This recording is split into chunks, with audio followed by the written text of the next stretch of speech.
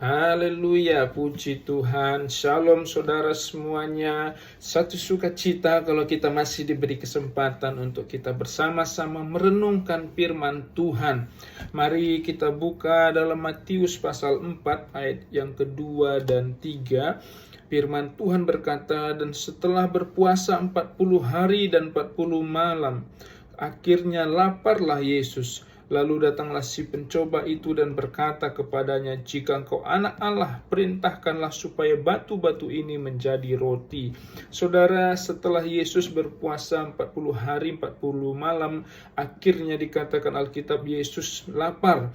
Dan pada waktu Yesus lapar, maka datanglah si pencoba itu, datanglah si iblis menggoda, mencoba Yesus dan berkata, ubahlah batu-batu ini menjadi roti. Tapi Yesus berkata, ada tertulis manusia hidup bukan dari roti saja, tetapi dari setiap firman yang keluar dari mulut Allah. Nah saudara, ini adalah pelajaran bagi kita untuk kita belajar, saudaraku, bahwa ketika kita seringkali diserang oleh si iblis dari titik-titik kelemahan kita, namun kita belajar menghadapinya seperti Yesus. Kita menghadapinya dengan memperkatakan firman Tuhan, memperkatakan kebenaran, memperkatakan firman Allah dalam kehidupan kita. Ya saudara, iblis memang seringkali, saudara-saudaraku, menyerang kita di mana kelemahan kita. Nah, setiap kita punya kelemahan masing-masing. Karena itu, saudaraku, mari kita belajar dari kisah ini untuk kita perhatikan setiap kelemahan kita, sehingga kita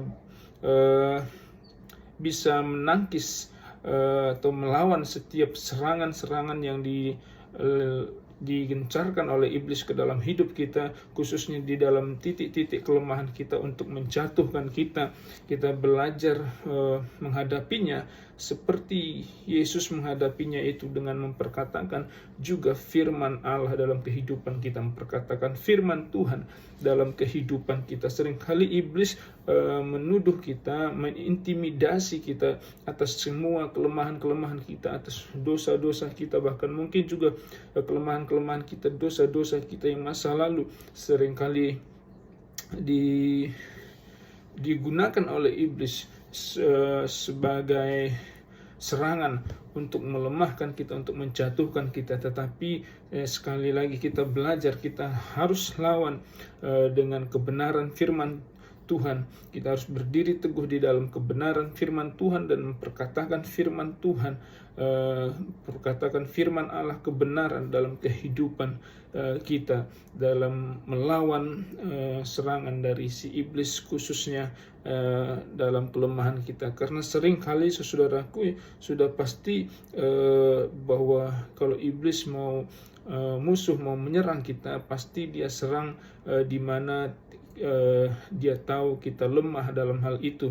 Maka kita harus berhati-hati atas kelemahan kita, saudara-saudara, dan kita berdiri teguh memperkatakan firman Tuhan atas hidup kita, sehingga kita bisa menangkis setiap serangan dari si iblis, menangkis setiap serangan dari musuh kita dengan memperkatakan firman Allah, ya, dengan berdiri teguh di atas firman Tuhan, di atas kebenaran firman Tuhan dalam kehidupan kita. Puji Tuhan, saudara-saudaraku, kiranya renungan firman Tuhan ini boleh menjadi berkat bagi kita. Kita belajar hari ini dari cara Yesus menghadapi serangan si iblis, serangan si jahat, serangan musuh, yaitu dengan memperkatakan firman Tuhan, dengan memperkatakan firman Allah.